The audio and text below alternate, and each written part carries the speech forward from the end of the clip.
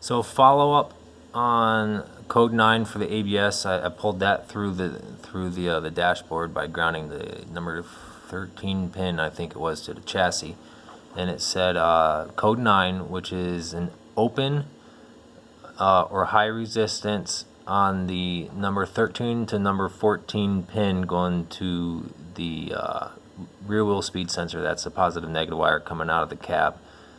It's the controller for the anti-lock brakes.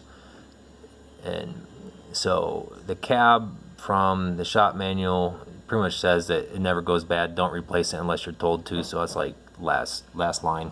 So it shouldn't ever go bad. So where I started was with an easy to get chassis plug on my rusted ass truck, right behind the driver's side apron.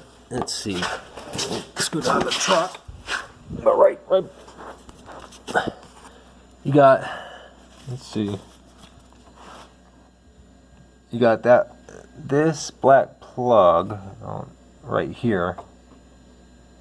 There is a red wire with violet stripe and a white wire with a violet stripe, and those are your positive negatives, and your number 13 and number 14 wire from the cab, the CAB, that goes all the way to the speed sensor and back.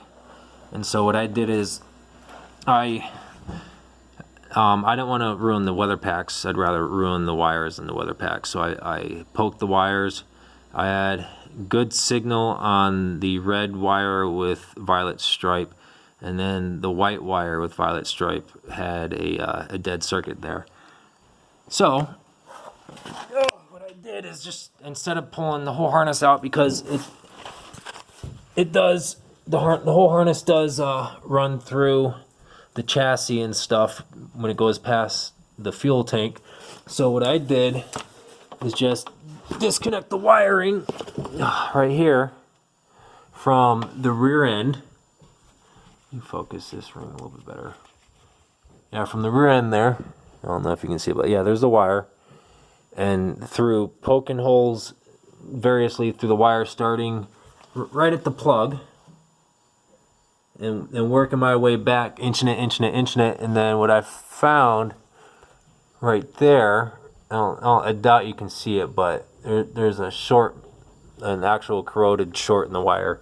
The copper is silver, and that's my problem. Don't need to replace anything on the ABS. All that needed to be replaced is a little piece of wire. Most everybody will tell you to replace the rear speed sensor without actually doing diagnostics. And doing that simple diagnostics honestly took a few minutes. Once I figured out, I'd punch through the wires. I'm gonna have to get some liquid electrical tape to fix all the holes I made.